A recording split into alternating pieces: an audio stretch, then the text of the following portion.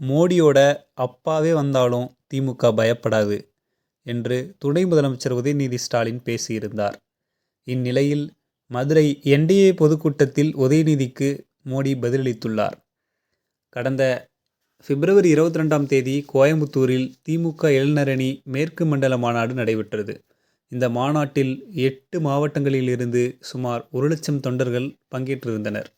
இதில் பேசிய உதயநிதி ஸ்டாலின், மக்களிடமிருந்து பறிக்கும் ஆட்சி பாஜக ஆட்சி, மக்களுக்கு கொடுக்கும் ஆட்சி திராவிட மாடல் ஆட்சி, மகளிர் உரிமை தொகையை நிறுத்த வேண்டுமென எதிர்க்கட்சியினர் நினைக்கின்றனர். மத்திய பட்ஜெட்டில் தமிழ்நாட்டுக்கு எந்த திட்டத்தையும் பாஜக அறிவிக்கவில்லை. அரசியலில் முரட்டு பக்தர்கள் பார்த்திருப்போம், ஆனால் முரட்டு அடிமை எடப்பாடி பழனிசாமி தான். 2019இல் அதிமுகவை பாஜகவுக்கு அடகு வைத்த எடப்பாடி 2021இல் அதிமுகவை பாஜகவிடமிருந்து குத்தகைக்கு விட்டார். 2026இல் அதிமுகவை பாஜகவுக்கு மொத்தமாக விற்றுவிட்டார் எடப்பாடி பழனிசாமி. அதிமுகவை அழிவு பாதையில் கொண்டு சென்று கொண்டிருக்கிறார் எடப்பாடி. எம்ஜிஆர் இருந்திருந்தால் எடப்பாடி பழனிசாமியை பார்த்து கண்கலங்கி இருப்பார். திமுகவினர் ஈடிக்கும் பயப்பட மாட்டோம், மோடிக்கும் பயப்பட மாட்டோம். மோடியின் தந்தையே வந்தாலும் அவருக்கு திமுக பயப்படாது.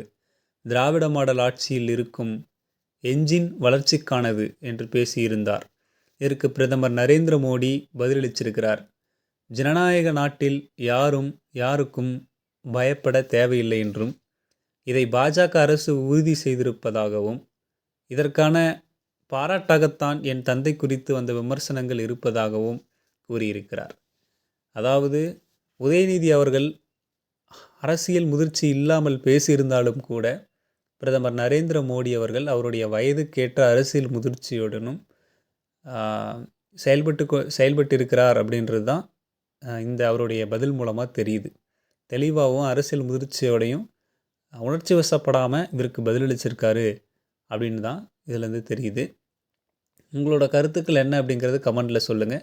மேலும் இது மாதிரியான உடனுக்குடன் நிகழக்கூடிய அரசியல் சார்ந்த செய்திகளை தெரிந்து கொள்ள வேண்டுமென்றால் மறக்காமல் நம்ம சேனலை சப்ஸ்கிரைப் பண்ணி பக்கத்தில் இருக்கிற பெல் ஐக்கானை கிளிக் பண்ணிக்கோங்க. நன்றி.